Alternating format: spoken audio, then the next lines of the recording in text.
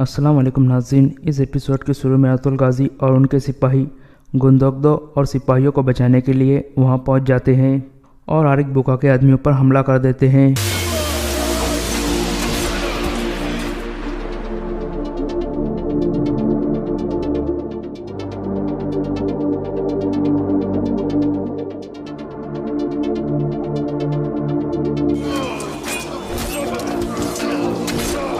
अपने सिपाहियों को मरते देखकर आरिक बुका बहुत परेशान हो जाता है और आहिस्ता से कहता है, मुझे मारे बगैर तुम्हें जीत नहीं मिलेंगी अर्तुगरुल।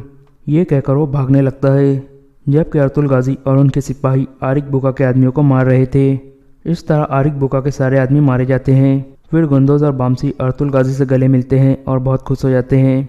इसी दौरान जहर की वजह से गुंदोगदो का सांस फूला हुआ था। ये देखकर अतुल गाजी परेशान हो जाते हैं। गुंदोगदो बताता है कि आरिक बुका ने हमें जहर वाला धुआं सुंघाया था। अतुल गाजी कहते हैं, तो फिर हमें फ़ौरन कबीले जाना चाहिए भाई। अल्लाह का शुक्र है कि हम उस गलीज के जाल में नहीं फंसे। फिर अतुल गाजी अब्दुर्रहमान को कहते हैं, उस गलीज के पीछे जाओ अब्दुर्रहमान। ये सुनकर अब्दुर्रहमान कुछ सिपाहियों को साथ लेकर चल पड़ता है। फिर अतुल गाजी कहते हैं, चले तेज़ी से कबीले चलते हैं, मैं तुर्गुत को देखना चाहता हूँ। ये कहकर वो सब चल पड़ते हैं। दूसरी यानी उमर कबीले में जिरगे के कुछ आदमी सिरमा के पास पहुंच चुके थे।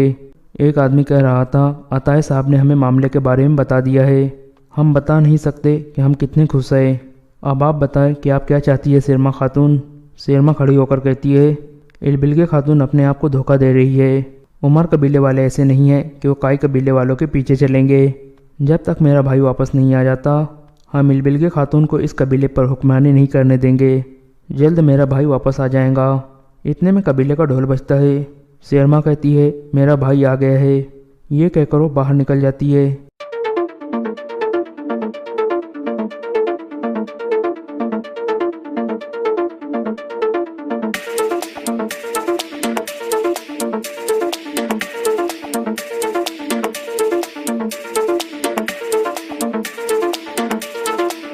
फिर इलबिलगे खातून सबसे मुखातिब होकर कहती हैं, ये वाक़या सबके लिए इबरत होना चाहिए।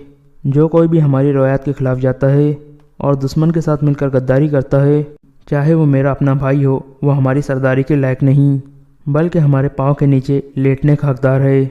ये सुनकर कबीले के लोग भी इलबिलगे खातून की हिमायत करते हैं और कहते हैं, गद्दार का यही अंजाम होना चाहिए। फिर इलबिलगे खातून कहती है, इस गद्दार को दफन करके हम तुर्कों पर आने वाली शर्मों को दफन कर देंगे।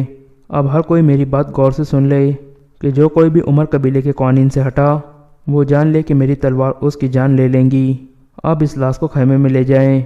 दूसरी यानी काई कबीले का ढोल बजता है। अतुल गाजी, गुंदोगदो और बाकी सिपाही कबीले में पहुंच गए थे।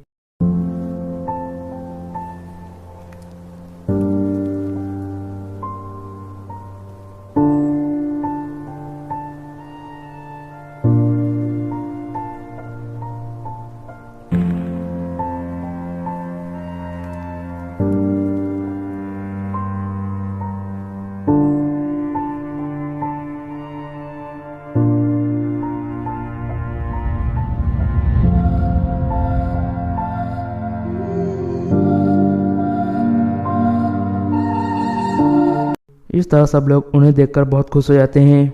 हायमा खातून पूछती है, उन जालिमों ने तुम्हारे साथ क्या किया बेटा। अतुल गाजी कहते हैं, वो कुछ भी नहीं कर सके वालदा, हर चीज़ उनके खिलाफ चली गई।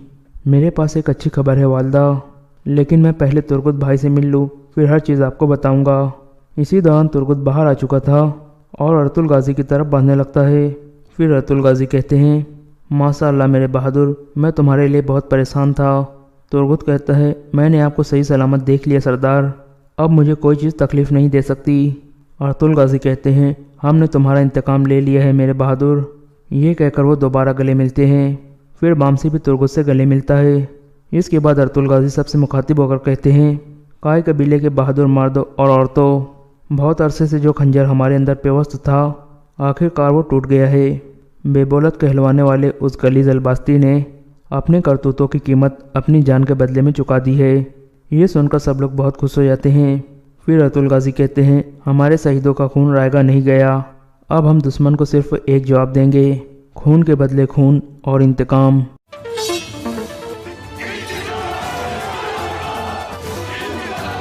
इसके बाद सब लोग अपने अपने खैमों में चले जाते हैं। ارطغرل غازی ترگت کو کہتے ہیں تم ایسے باہر کیوں آئے بھائی؟ میں تمہارے پاس آنے ہی والا تھا۔ ترگت کہتا ہے میں نہیں چاہتا تھا کہ آپ مجھے زخمی حالت میں بستر پر لیٹا ہوا دیکھیں سردار، آپ ظالموں کے ہاتھوں سے بچ کر آئے ہیں، میں چاہتا تھا کہ آپ مجھے اپنے پاؤں پر کھڑا دیکھیں۔ ارطغرل غازی کہتے ہیں ہم نے اس غلیظ آرک بکا کے جال تباہ کر دیے ہیں بھائی۔ ترگت کہتا ہے اللہ کا شکر ہے سردار، لیکن ابھی بھی وہ غلیظ ہمارے لیے مصیبتیں پیدا کر سکتا ہے۔ ارطغرل غازی کہتے ہیں وہ علنجک کا خونی بھائی ہے اور انتقام کے لیے بے چین ہے، لیکن ہم بھی اپنی تلواریں میان میں نہیں ڈالیں گے بھائی۔ ترگت کہتا ہے انشاءاللہ سردار، ہم ہمیشہ تیار ہیں۔ ارطغرل غازی کہتے ہیں ابھی تم آرام کرو بھائی، تاکہ ہم جلد ٹھیک ہو کر دشمنوں کے سر اتار سکیں۔ یہ کہہ کر ارطغرل غازی باہر نکل جاتے ہیں۔ وہ باہر آتے ہیں تو آگے عبدالرحمن کھڑا تھا۔ ارطغرل غازی پوچھتے ہیں کہ آرک بکا کا کوئی نشان ملا؟ عبدالرحمن کہتا ہے نہیں سردار، اس نے نشان غائب کر دیے تھے۔ ارطغرل غازی کہتے ہیں میں جانتا تھا، لیکن اس کی تلاش جاری رکھو اور کچھ مزید سپاہیوں کو بھی اس طرف بھیج دو۔ یہ سن کر عبدالرحمن چلا جاتا ہے۔ اتنے میں حکیم ارطغرل وہاں پہنچتے ہیں اور ارطغرل غازی کو ایک خط دیتے ہوئے کہتے ہیں یہ سفید داڑھی والوں کی طرف سے آیا ہے سردار۔ ارطغرل غازی اسے کھول کر پڑھنے لگتے ہیں۔ کچھ دیر بعد حکیم ارطغرل پوچھتے ہیں اس میں کیا لکھا ہے سردار؟ ارطغرل غازی کہتے ہیں بہت اہم معاملات ہے ارطغرل صاحب، وہ جلد مجھ سے ملنا چاہتے ہیں، میں سپاہیوں کو لے کر روانہ ہو جاؤں گا، آپ ترگت کے پاس رہنا۔ یہ کہہ کر ارطغرل غازی آگے بڑھ جاتے ہیں۔ اس کے بعد منگولوں کے ایک ٹھکانے کا منظر سامنے آتا ہے۔ آرک بکا اپنے مرے ہوئے آدمیوں کا شوق منا رہا تھا اور کہہ رہا تھا اگر دشمن نے اس کالی زمین پر ہمارا خون بہایا ہے تو اب وقت آ گیا ہے کہ ہم اس کالی زمین سے انتقام کا مطالبہ کریں۔ یہ کہہ کر وہ دہکتے ہوئے انگاروں پر چلنے لگتا ہے اور ساتھ ساتھ انتقام کے نعرے لگانے لگتا ہے۔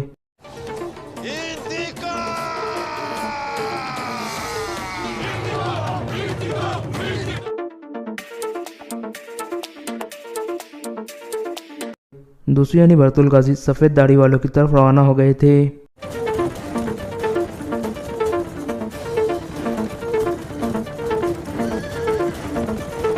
اسی دوران سیرما اپنے بھائی بے بولت کی قبر پر موجود تھی اور کہہ رہی تھی بزدلوں نے آپ کو ایک بھکاری کی طرح دفن کر دیا ہے بھائی، آپ جیسے بہادر آدمی کی قبر پر انہوں نے آپ کی تلوار اور ٹوپی بھی نہیں رکھی۔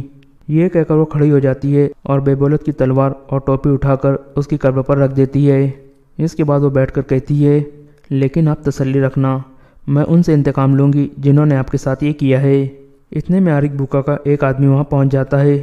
اسے دیکھ کر سیرما پوچھتی ہے تم یہاں کیا کر رہے ہو؟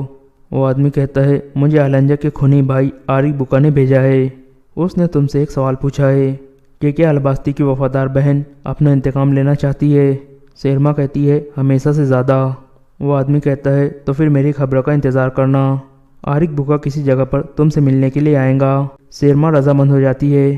اس کے بعد ایک منظر سامنے آتا ہے جہاں سفید داڑھی والوں کی کونسل موجود تھی اور وہ سبھی ارطغرل غازی کا انتظار کر رہے تھے۔ تھوڑی دیر بعد ارطغرل غازی بھی وہاں پہنچ جاتے ہیں اور سب کو سلام کرتے ہیں۔ سب وعلیکم السلام اور خوش آمدید کہتے ہیں۔ اس کے بعد وہ سب اپنی اپنی جگہ پر بیٹھ جاتے ہیں۔ پھر کونسل کے سربراہ کہتے ہیں اناتولیا سے خراسان تک ہمارے تمام نمائندے یہاں آئے ہیں تاکہ ہم اس عظیم جنگ کے بارے میں بات کر سکیں جس کا ہم آغاز کرنے والے ہیں۔ پھر ایک نمائندہ کہتا ہے ہم نے چومانیہ کے ہر ایک طاقتور قبیلے سے بات کی ہے، وہ سب منگولوں کے خلاف جنگ کے لیے تیار ہے۔ پھر ارطغرل غازی کہتے ہیں اور ہم جانتے ہیں کہ اناتولیا میں ہم نے کون کون سے قبیلوں سے بات کرنی ہے۔ پھر کونسل کے سربراہ کہتے ہیں تو ایسا دکھائی دیتا ہے کہ ہر چیز تیار ہے، اب وقت آ گیا ہے کہ سلطان برقع خان کے ساتھ ہمارا اتحاد کسی نتیجے پر پہنچے۔ اس کے بعد گھوڑوں کو بھگانے، تلواریں نکالنے اور منگولوں کے خلاف بغاوت شروع کرنے کا وقت ہوگا۔ ارطغرل غازی کہتے ہیں سلطان برقع خان کے جاسوس تورم طائی سے میری ملاقات ہوئی تھی، اگرچہ کہ وہ آرک بکا کے جال کا شکار بن گیا، لیکن اس نے مجھے بتا دیا تھا کہ سلطان برقع خان اس بڑی جنگ کے لیے ہماری مدد کریں گے۔ سفید داڑھی والے بزرگ کہتے ہیں اس مدد کا پہلا حصہ اناتولیا میں پہنچ گیا ہے ارطغرل صاحب، اب ہمیں حفاظت سے اسے وصول کرنا ہوگا۔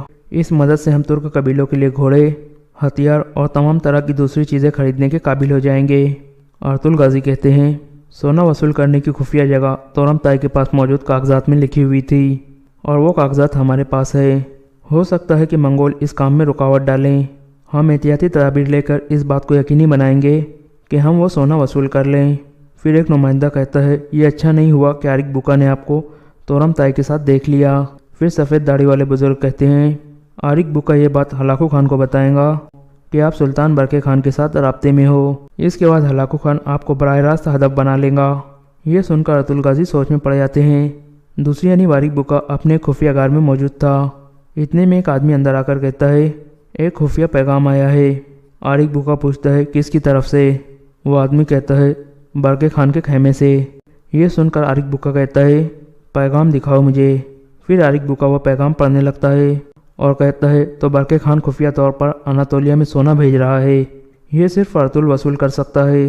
برقع خان کے آدمی سونا لے کر آ رہے ہیں اور وہ تل کویان کے مقام پر ملیں گے۔ یہ پڑھ کر عارق بکا کہتا ہے، فوراً اپنے آدمی اکٹھے کرو۔ ارطغرل یہ سونا وصول نہیں کر پائیں گا۔ میں ارطغرل کا تعاقب کروں گا۔ اگر وہ سونا وصول کرنے کے لیے گیا تو میں اس کا خاتمہ کر دوں گا۔ فوراً ایک قاصد کو میرے پاس بھیجو۔ اب ہلاکو خان کی طرف ایک خط بھیجنے کا وقت آ گیا ہے۔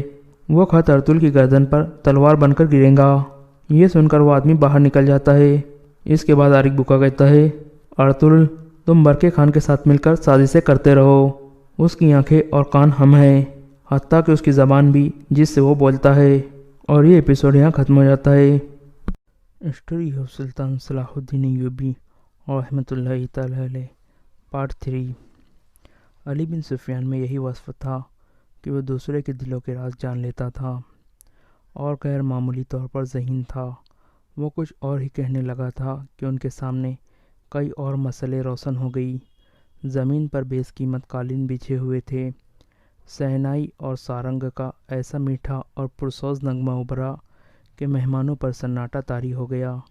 ایک طرف نے ناچنے والیوں کی قطار نمودار ہوئی۔ 20 لڑکیاں ایسے باریک اور نفیس لباس میں ملبوس چلی آ رہی تھی جس میں ان کے جسموں کا انگ انگ نظر آ رہا تھا۔ ہر ایک کا لباس نہایت باریک چگا سا تھا جو سانوں سے ٹخنوں تک لمبا تھا۔ ان کے بال کھلے ہوئے تھے اور اسی ریشم کا حصہ نظر آتے تھے جس کا انہوں نے لباس پہن رکھا تھا۔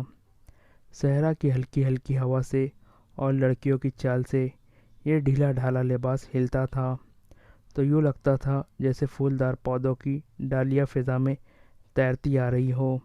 ہر ایک کے لباس کا رنگ جدا تھا، ہر ایک کی شکل صورت ایک دوسرے سے مختلف تھی، لیکن حسن اور جسم کی لچک میں سب ایک جیسی تھی۔ ان کے مرمری بازو عریا تھے۔ وہ چلتی آ رہی تھی لیکن قدم اڑتے نظر نہیں آتے تھے۔ وہ ہوا کی لہروں کی مانند آ رہی تھی۔ وہ نیم دائرے میں ہو کر رک گئی۔ صلاح الدین ایوبی کی طرف منہ کر کے تعظیم کے لیے جھکی۔ سب کے بال سرک کر سانوں پر آ گئے۔ سازندوں نے ان ریشمی بالوں اور جسموں کے جادو میں ایسا طلسم پیدا کر دیا۔ 2 سیاہ فام دیو ہیکل حبشی جن کی کمر کے گرد چیتوں کی کھالیں تھی، ایک بڑا سا ٹوکرا اٹھائے تیز تیز قدم چلتے نظر آئے اور ٹوکرا لڑکیوں کے نیم دائرے کے سامنے رکھ دیا۔ 7 سپیروں کے بین کی دھن بجانے لگے۔ حبشی مست سانڈوں کی طرح فنکارتے غائب ہو گئے۔ ٹوکرے میں سے ایک بہت بڑی کلی اوپر کو اٹھی اور پھول کی طرح کھل گئی۔ اس پھول میں سے ایک لڑکی کا چہرہ نمودار ہوا اور پھر وہ اوپر کو اٹھنے لگی۔ یوں لگتا تھا جیسے سرخ بادلوں میں سے چاند نکل رہا ہو۔ یہ لڑکی اس دنیا کی معلوم نہیں ہوتی تھی۔ اس کی مسکراہٹ بھی عرضی نہیں تھی۔ اس کے بالوں کی چمک بھی مصر کی کسی لڑکی کی چمک نہیں لگتی تھی۔ اور جب لڑکی نے پھول کی چوڑی پتیوں میں سے باہر قدم رکھا تو اس کے جسم کی لچک نے تماشائیوں کو مسحور کر لیا۔ علی بن سفیان نے صلاح الدین ایوبی کی طرف دیکھا۔ اس کے ہونٹوں پر مسکراہٹ تھی۔ صلاح الدین ایوبی نے مسکرا کر اس کے کان میں کہا، مجھے توقع نہیں تھی کہ اتنی خوبصورت ہوں گی۔ ناجی نے صلاح الدین ایوبی کے پاس آ کر کہا، امیر مصر کا اقبال بلند ہو۔ اس لڑکی کا نام ذوقی ہے۔ اسے میں نے آپ کی خاطر اسکندریہ سے بلایا ہے۔ یہ پیشہ ور رقاصہ نہیں اور یہ عصمت فروز بھی نہیں۔ رقص سے اسے پیار ہے، شوقیہ ناچتی ہے، کسی محفل میں نہیں جاتی۔ میں اس کے باپ کو جانتا ہوں، ساحل پر مچھلیوں کا کاروبار کرتا ہے۔ یہ لڑکی آپ کی عقیدت مند ہے، آپ کو پیغمبر مانتی ہے۔ میں اتفاق سے اس کے گھر اس کے باپ سے ملنے گیا تو اس لڑکی نے استدعا کی کہ سنا ہے صلاح الدین ایوبی امیر مصر بن کے آئے ہیں۔ خدا کے نام پر مجھے ان سے ملوا دو۔ میرے پاس اپنی جان اور رقص کے سوا کچھ بھی نہیں جو میں اس عظیم ہستی کے قدموں میں پیش کروں۔ قابل صد احترام امیر، میں نے آپ سے رقص شروع کی اجازت صرف اسی لیے مانگی تھی کہ اس لڑکی کو میں آپ کے حضور پیش کرنا چاہتا تھا۔ آپ نے اسے بتایا تھا کہ میں اپنے سامنے کسی لڑکی کو رقص اور عریانی کی حالت میں نہیں دیکھ سکتا۔ صلاح الدین ایوبی نے کہا، یہ لڑکیاں جنہیں آپ ملبوس لائے ہیں بالکل ننگی ہے۔ عالی مقام ناجی نے کھسیانہ ہو کر کہا، میں نے بتایا تھا کہ امیر مصر رقص کو ناپسند فرماتے ہیں، لیکن یہ کہتی تھی کہ وہ میرا رقص پسند کریں گے کیونکہ میرے رقص میں دعوت گناہ نہیں، یہ ایک باعصمت لڑکی کا رقص ہوگا۔ میں ایوبی کے حضور اپنا جسم نہیں اپنا فن پیش کروں گی۔ اگر میں مرد ہوتی تو ایوبی کی جان کی حفاظت کے لیے اس کے محافظ دستے میں شامل ہو جاتی۔ آپ کہنا کیا چاہتے ہیں؟ صلاح الدین ایوبی نے پوچھا۔ اس لڑکی کو اپنے پاس بلا کر اسے خراج تحسین پیش کروں کہ تم اپنے جسم کو ہزاروں مردوں کے سامنے عریاں کر کے بہت اچھا ناچتی ہو۔ کیا اسے اس بات پر شاباشی کہوں کہ اس نے مردوں کے جنسی جذبات بھڑکانے میں خوب مہارت حاصل کی ہے؟ نہیں امیر مصر، ناجی نے کہا، میں اسے اس وعدے پر یہاں لایا ہوں کہ آپ اسے صرف باریابی بخشیں گے۔ یہ بڑی دور سے اسی امید پر آئی ہے۔ ذرا دیکھیے اسے، اس کے رقص میں پیشہ ورانہ تاثر نہیں، خود سپردگی ہے۔ دیکھیے وہ آپ کو کیسی نظروں سے دیکھ رہی ہے۔ بے شک عبادت صرف اللہ کی جاتی ہے، لیکن یہ رقص کی اداؤں سے، یہ عقیدت سے، مخمور نگاہوں سے آپ کی عبادت کر رہی ہے۔ آپ اسے اپنے خیمے میں آنے کی اجازت دے دیں، تھوڑی سی دیر کے لیے اسے مستقبل کی وہ ماں سمجھے جس کی کوکھ سے اسلام کی پاسبانی کے لیے جانباز جنم لیں گے۔ یہ اپنے بچوں کو بڑے فخر سے بتایا کریں گی کہ میں نے صلاح الدین ایوبی سے تنہائی میں باتیں کرنے کا شرف حاصل کیا تھا۔ ناجی نے نہایت پر اثر الفاظ اور جذباتی لب و لہجے میں صلاح الدین ایوبی سے منوا لیا کہ یہ لڑکی جسے اس نے ایک بردہ فروش سے خریدا تھا شریف باپ کی باعصمت لڑکی ہے۔ اس نے صلاح الدین ایوبی سے کہلوا لیا کہ اچھا اسے میرے خیمے میں بھیج دینا۔ زکوئی نہایت آہستہ آہستہ جسم کو بل دیتی اور بار بار صلاح الدین ایوبی کی طرف دیکھ کر مسکراتی تھی۔ باقی لڑکیاں اس کے گرد تتلیوں کی طرح جیسے اڑ رہی ہو۔ یہ اچھل کود والا رقص نہیں تھا۔ مسلوں کی روشنی میں کبھی یوں لگتا تھا جیسے ہلکے نیلے شفاف پانی میں جل پریاں تیر رہی ہو۔ چاندنی کا اپنا ایک تاثر تھا۔ صلاح الدین ایوبی کے متعلق کوئی نہیں بتا سکتا تھا کہ وہ گم سم بیٹھا کیا سوچ رہا تھا۔ ناجی کے سپاہی جو شراب پی کر ہنگامہ برپا کر رہے تھے وہ بھی جیسے مر گئے تھے۔ زمین اور آسمان پر وجد طاری تھا۔ ناجی اپنی کامیابی پر بے حد مسرور تھا اور رات گزرتی جا رہی تھی۔ نصف شب کے بعد صلاح الدین ایوبی اس خوشنما خیمے میں داخل ہوا جو ناجی نے اس کے لیے نصب کرایا تھا۔ اندر اس نے قالین بچھا دیے تھے، پلنگ پر چیتے کی کھال کی مانند پلنگ پوش تھا۔ فانوس جو رکھوایا گیا تھا اس کی ہلکی نیلی روشنی صحرا کی شفاف چاندنی کی مانند تھی اور اندر کی فضا عطر بیز تھی۔ خیمے کے اندر ریشمی پردے آویزہ تھے۔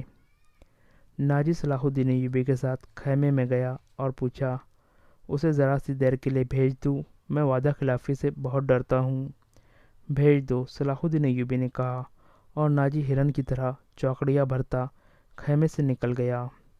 تھوڑا ہی وقت گزرا ہوگا کہ صلاح الدین ایوبی کے محافظوں نے ایک رقاصہ کو اس کے خیمے کی طرف آتے دیکھا۔ خیمے کے ہر طرف مسلیں روشن تھی۔ روشنی کا انتظام علی بن سفیان نے کرایا تھا تاکہ رات کے وقت محافظ گرد و پیش کا اچھی طرح دیکھ سکیں۔ رقاصہ قریب آئی تو انہوں نے اسے پہچان لیا۔ انہوں نے اسے رقص میں دیکھا تھا۔ یہ وہی لڑکی تھی جو ٹوکرے میں سے نکلی تھی۔ وہ زکوئی تھی۔ وہ رقص کے لباس میں تھی۔ یہ لباس توبہ سکن تھا۔ اس میں وہ عریاں تھی۔ محافظوں کے کمانڈر نے اسے روک لیا۔ زکوئی نے اسے بتایا اسے امیر مصر صلاح الدین ایوبی نے بلایا ہے۔ کمانڈر نے اسے بتایا کہ یہ ان امیروں میں سے نہیں جو تم جیسی فحاشہ لڑکیوں کے ساتھ راتیں گزارتے ہیں۔ آپ ان سے پوچھ لیں۔ زکوئی نے کہا، میں بن بلائے آنے کی جرات نہیں کر سکتی۔ ان کا بلاوا تمہیں کس طرح ملا تھا؟ کمانڈر نے پوچھا۔ سالار ناجی نے کہا تھا کہ تمہیں امیر مصر بلاتے ہیں، زکوئی نے کہا۔ آپ کہتے ہیں تو میں واپس چلی جاتی ہوں۔ امیر مصر نے جواب طلبی کی تو خود بھگت لینا۔ کمانڈر تسلیم نہیں کر سکتا تھا کہ صلاح الدین ایوبی نے اپنی خوابگاہ میں ایک رقاصہ کو بلایا ہے۔ وہ ایوبی کے کردار سے واقف تھا اور اس کے اس حکم سے بھی واقف تھا کہ ناچنے گانے والے کے تعلق رکھنے والوں کو 100 درے لگائے جائیں گے۔ کمانڈر سز و پنج میں پڑ گیا۔ سوچ کر اس نے جرأت کی اور صلاح الدین ایوبی کے خیمے میں چلا گیا۔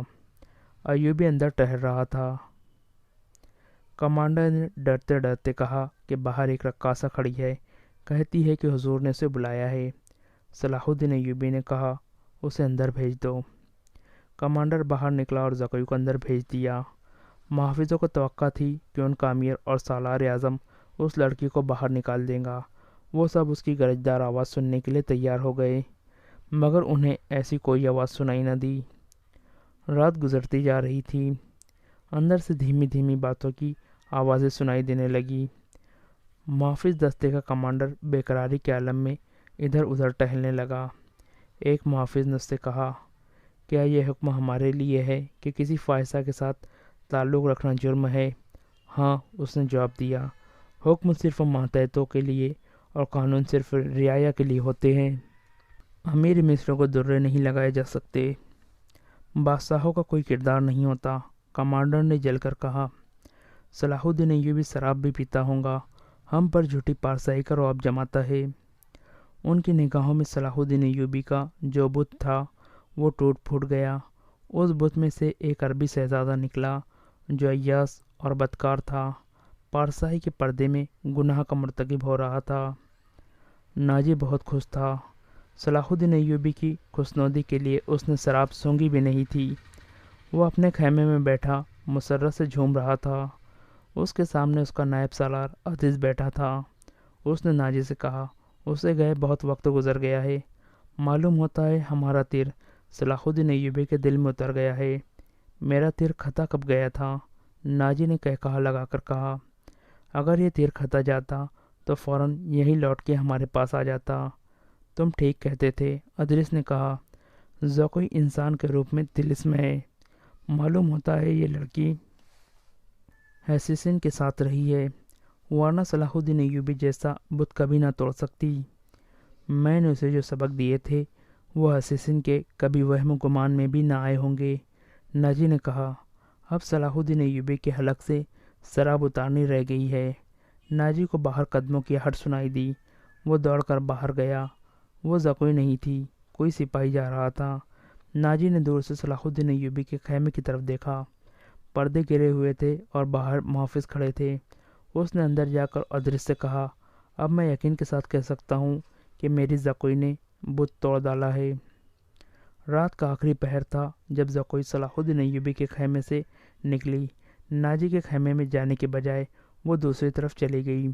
راستے میں ایک آدمی کھڑا تھا جس کا جسم سر سے پاؤں تک ایک ہی لبادے میں ڈھکا ہوا تھا۔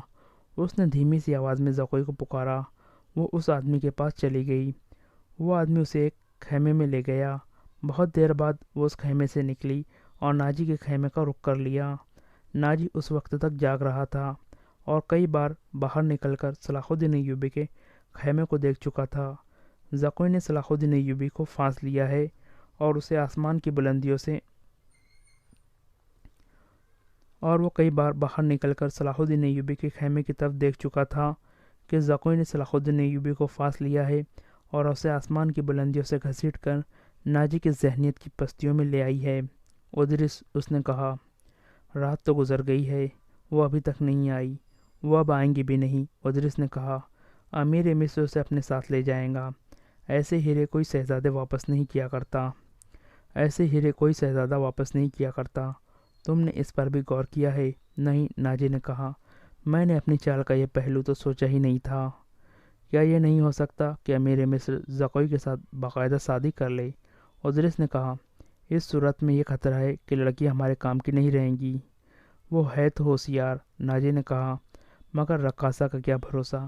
وہ رقاصہ کی بیٹی ہے اور تجربہ کار پیشہ ور اور تجربہ کار پیشہ ور ہے، دھوکہ دے سکتی ہے۔ وہ گہری سوچ میں کھویا ہوا تھا کہ زکوئی اس کے خیمے میں داخل ہوئی۔ اس نے ہنس کر کہا، اپنے امیر کے جسم کا وزن کرو اور لاؤ اتنا سونا۔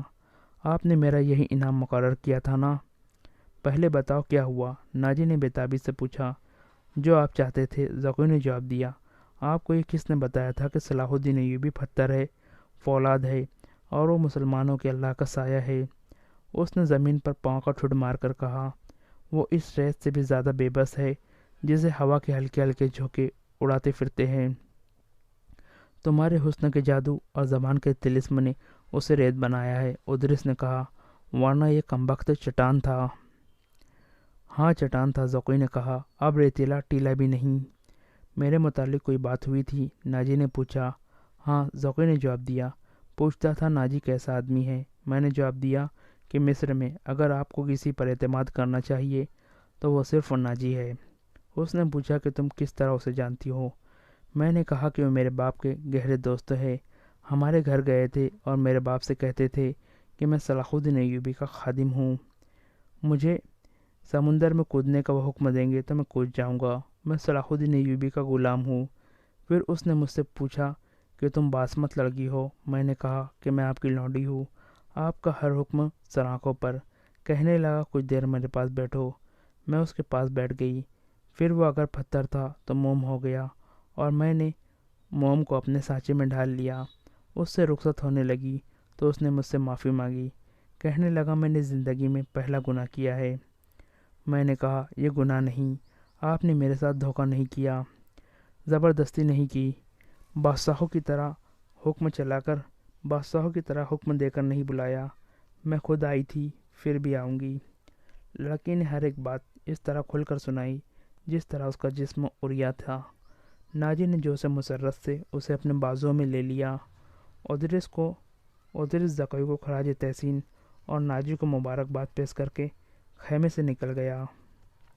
صحرا کی اس پراسرار رات کی کوکھ سے جس صبح نے جنم لیا وہ کسی بھی صحرائی صبح سے مختلف نہیں تھی، مگر اس صبح کے اجالے نے اپنی تاریک سینے میں ایک راز چھپا لیا تھا جس کی قیمت اس سلطنت اسلامیہ جتنی تھی جس کے قیام اور استحکام کا خواب صلاح الدین ایوبی نے دیکھا تھا اور اس کی تعبیر کا عزم لے کر جوان ہوا تھا۔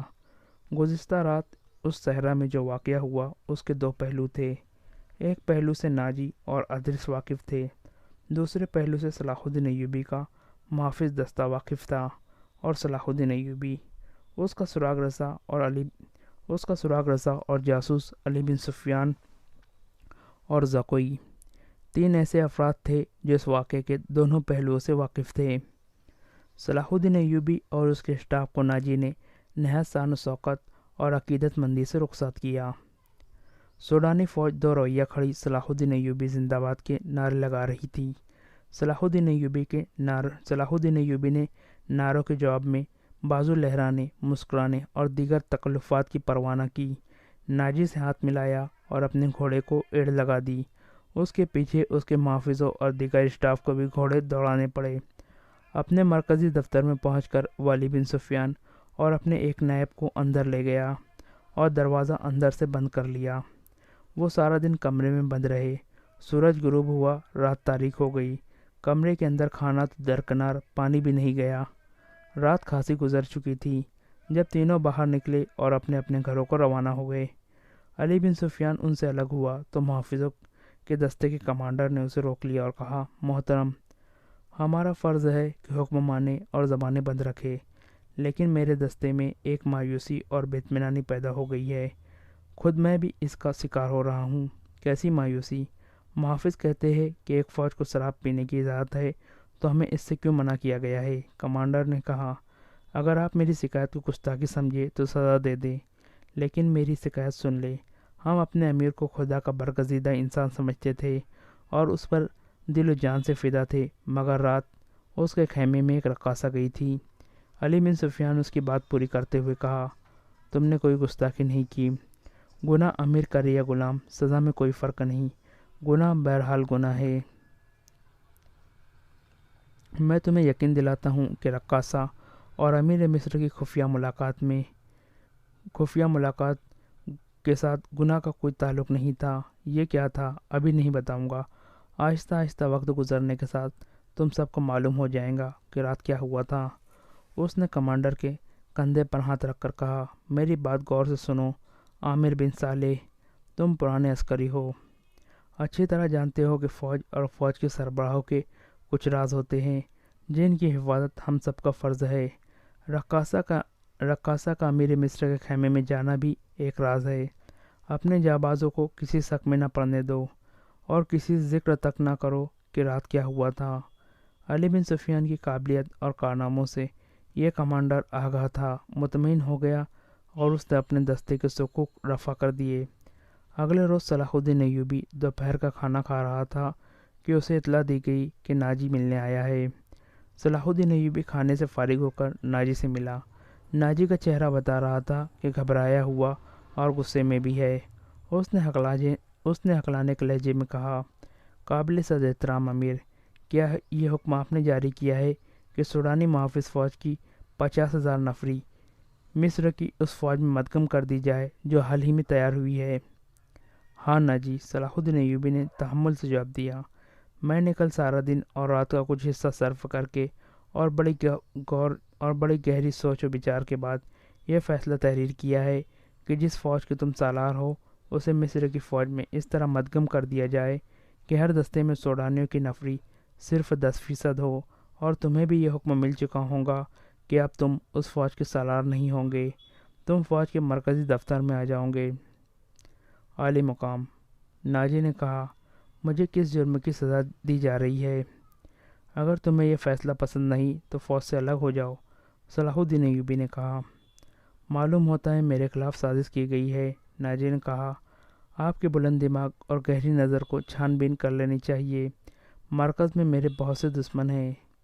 میرے دوست، صلاح الدین ایوبی نے کہا، میں نے یہ فیصلہ صرف اس لیے کیا ہے کہ میری انتظامیہ اور فوج سے سازشوں کا خطرہ ہمیشہ کے لیے نکل جائے، اور میں نے یہ فیصلہ اس لیے کیا ہے کہ فوج میں کسی کا عہدہ کتنا ہی اونچا کیوں نہ ہو اور کوئی کتنا ہی ادنا کیوں نہ ہو، شراب نہ پیے، ہلڑ بازی نہ کرے اور فوجی جشنوں میں ناچ گانے نہ ہو۔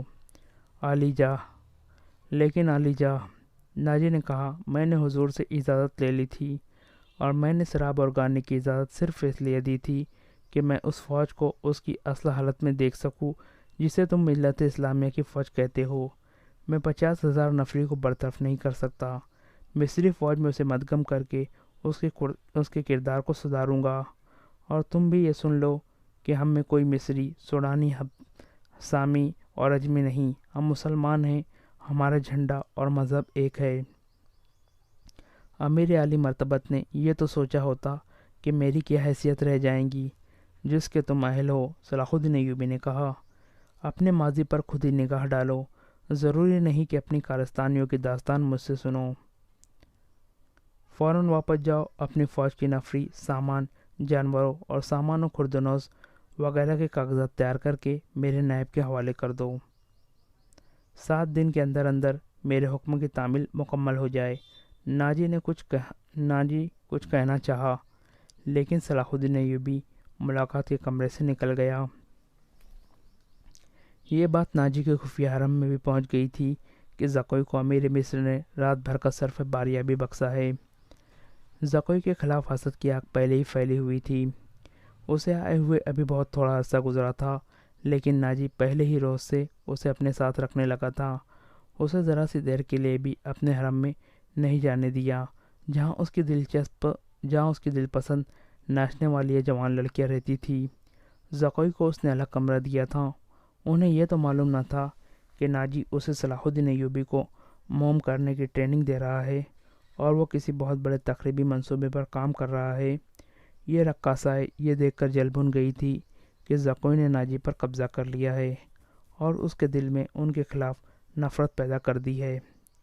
حرم کی 2 لڑکیاں زکوئی کو ٹھکانے لگانے کی سوچتی رہتی تھی۔ اب انہوں نے دیکھا کہ زکوئی کو امیر مصر نے بھی اتنا پسند کیا ہے اور اسے رات بھر اپنے خیمے میں رکھا ہے تو وہ پاگل سی ہو گئی۔ اسے ٹھکانے لگانے کا واحد طریقہ قتل تھا۔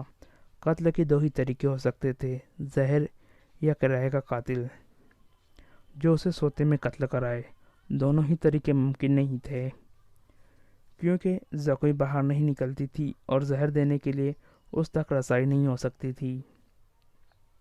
ان دونوں نے حرم کی سب سے زیادہ چالاک ملازمہ کو اعتماد میں لے رکھا تھا، اسے انعام و اکرام دیتی رہتی تھی۔ جب حسد کی انتہا نے ان کی آنکھوں میں خون اتار دیا تو انہوں نے اس ملازمہ کو منہ مانگے انعام کا لالچ دے کر اپنا مدعا بیان کر دیا۔ یہ ملازمہ بڑی کھراٹ اور منجھی ہوئی عورت تھی۔ اس نے کہا کہ سالار کی رہائش گاہ میں جا کر زکوئی کو زہر دینا ممکن نہیں ہے۔ موقع محل دیکھ کر اسے خنجر سے قتل کیا جا سکتا ہے، اس کے لیے وقت چاہیے۔ اس نے وعدہ کیا کہ وہ زکوئی کی نقل و حرکت پر نظر رکھیں گی، ہو سکتا ہے کوئی موقع جلدی نکل آئے۔ اس جرائم پیشہ عورت نے یہ بھی کہا کہ اگر کوئی موقع نہ نکلا تو حسین کی مدد لی جائے گی، مگر وہ معاوضہ بہت زیادہ لیتے ہیں۔ دونوں لڑکیوں نے اسے یقین دلا دیا کہ وہ زیادہ سے زیادہ معاوضہ دینے کے لیے بھی تیار ہے۔ ناجی بے حد غصے کے عالم میں اپنے کمرے میں ٹہل رہا تھا۔ زکوئی اسے ٹھنڈا کرنے کی بہت کوشش کر چکی تھی، لیکن اس کا غصہ بڑھتا جا رہا تھا۔ آپ مجھے اس کے پاس جانے دے، زکوئی نے چوتھی بار کہا۔ میں اسے شیشے میں اتار لوں گی۔ بیکار ہے، ناجی نے گرج کر کہا۔ وہ کمبخت حکم نامہ جاری کر چکا ہے جس پر عمل بھی شروع ہو چکا ہے۔ مجھے اس نے کہیں کا نہیں رہنے دیا۔ اس پر تمہارا جادو نہیں چل سکا۔ مجھے معلوم ہے میرے خلاف یہ سازش کرنے والے لوگ کون ہیں۔ وہ میری ابھرتی ہوئی حیثیت سے حسد کرتے ہیں۔ میں امیر مصر بننے والا تھا، میں نے یہاں کے حکمرانوں پر حکومت کی ہے، حالانکہ میں معمولی سا سالار تھا۔ اب میں سالار بھی نہیں رہا۔ اس نے دربان کو اندر بلا کر کہا کہ ادرس کو بلا لاؤ۔ اس کا ہمراز اور نائب ادرس آیا تو ناجی نے اس کے ساتھ بھی اسی موضوع پر بات کی۔ وہ اسے کوئی نئی خبر نہیں سنا رہا تھا۔ ادرس کے ساتھ وہ صلاح الدین ایوبی کے نئے حکم نامے پر تفصیلی تبادلہ خیالات کر چکا تھا، مگر دونوں اس کے خلاف کوئی کارروائی نہیں سوچ سکے تھے۔ اب اس کے دماغ میں ایک کارروائی آ گئی تھی۔ اس نے ادرس سے کہا، میں نے جوابی کارروائی سوچ لی ہے۔ کیا؟ بغاوت، ناجی نے کہا۔ ادرس چپ چاپ اسے دیکھتا رہا۔ ناجی نے کہا، تم حیران ہو گئے ہو؟ کیا تمہیں شک ہے کہ یہ 50,000 سوڈانی فوج ہماری وفادار نہیں؟ کیا یہ صلاح الدین ایوبی کی نسبت مجھے اور تمہیں اپنا حاکم اور خیرخواہ نہیں سمجھتی؟ کیا تم اپنی فوج کو یہ کہہ کر بغاوت پر نہیں اکسا سکتے؟ کیا تم یہ کہہ کر اپنی فوج کو بغاوت پر نہیں آمادہ کر سکتے کہ تمہیں مصریوں کا غلام بنایا جا رہا ہے اور مصر تمہارا ہے؟ ادرس نے گہری سانس لے کر کہا، میں نے اس اقدام پر غور نہیں کیا تھا۔ بغاوت کا انتظام ایک اشارے پر ہو سکتا ہے، لیکن مصر کی نئی فوج بغاوت کو دبا سکتی ہے اور اس فوج کو کمک بھی مل سکتی ہے۔ حکومت سے ٹکر لینے سے پہلے ہمیں ہر پہلو پر غور کر لینا چاہیے۔ میں غور کر چکا ہوں، ناجی نے جواب دیا۔ میں عیسائی بادشاہوں کو مدد کے لیے بلا رہا ہوں۔ تم 2 پیغمبر تیار کرو، انہیں بہت دور جانا ہے۔